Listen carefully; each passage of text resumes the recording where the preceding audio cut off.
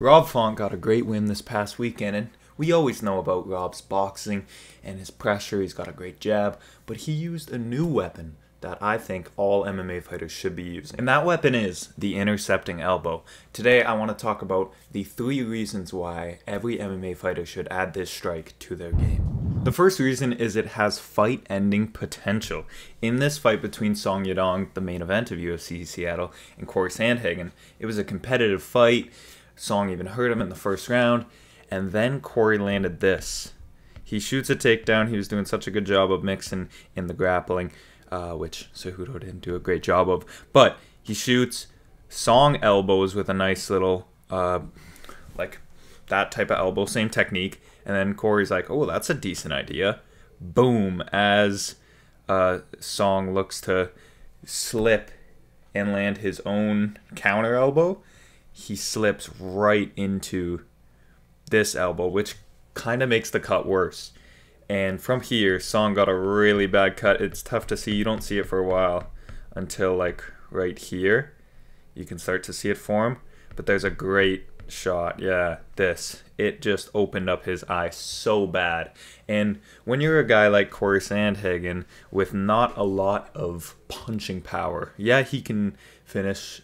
He's finished fights before with his punches, like to the body and stuff, but he doesn't really knock you out with one shot. Song Yadong can knock you out with one shot. The power advantage in this fight clearly goes to Song Yadong when it comes to the boxing range. But Corey Sandhagen is someone who has to be at range to not be getting hurt, right? So he doesn't want to be in the boxing range with Song Yadong.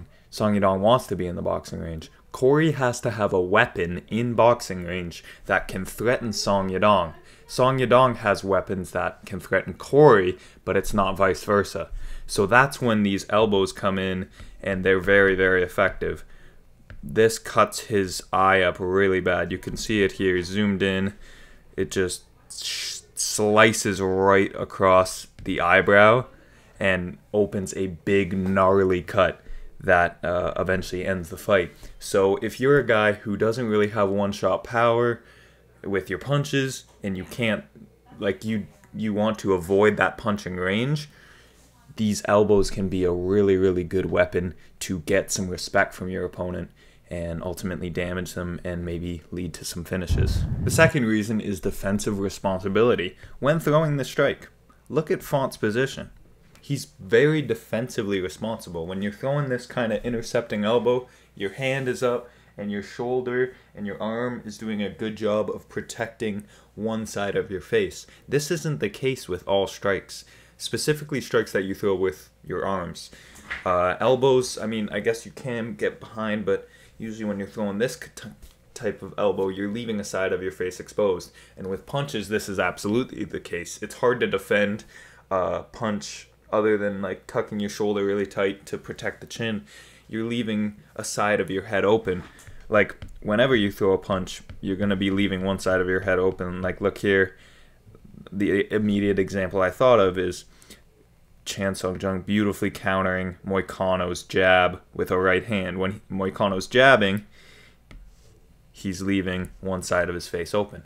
And Korean Zombie knows this, and he can take advantage of this. Korean Zombie was so good at this counter right hand off of the jab. And also the reset time, like for Moicano to throw this jab and then bring his hand back to a defensively good position, this is taking time.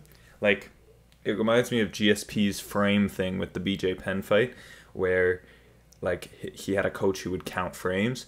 So how many frames would it take back to get this into a defensive position, opposed to the elbow? When you throw it, it's there. It's just, one, it's already defensively responsible, but then you're back to your natural position pretty much immediately.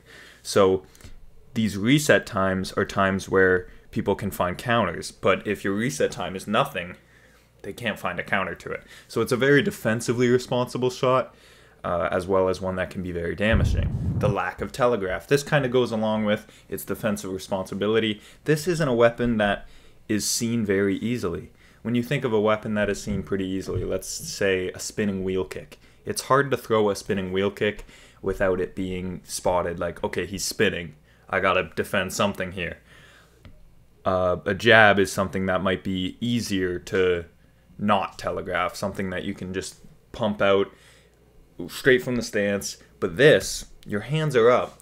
You're not even, like, some people drop their hands before they throw their jab, like that type of like read that you can give to your opponent. Some people just throw it straight from their stance. But that telegraph, this weapon has pretty much no telegraph.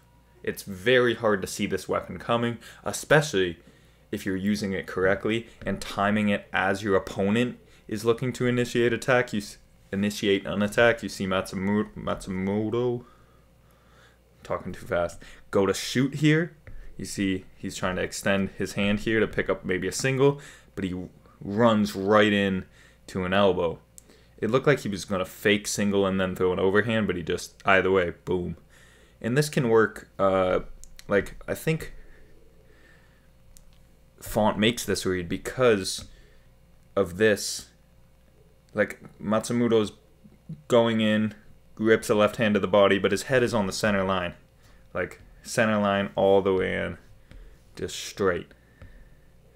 He's not, like, slipping inside and ripping it. He's just going in straight and going to the body. So then Font's like, okay, he closed the distance pretty heavily there. Let me meet him with something right down the middle.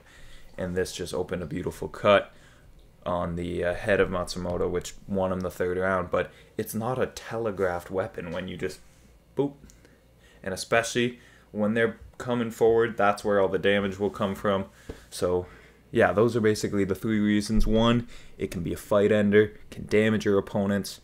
2, defensively very responsible. You see Font just pretty much guarding as he's throwing a weapon. Not many weapons can provide you that.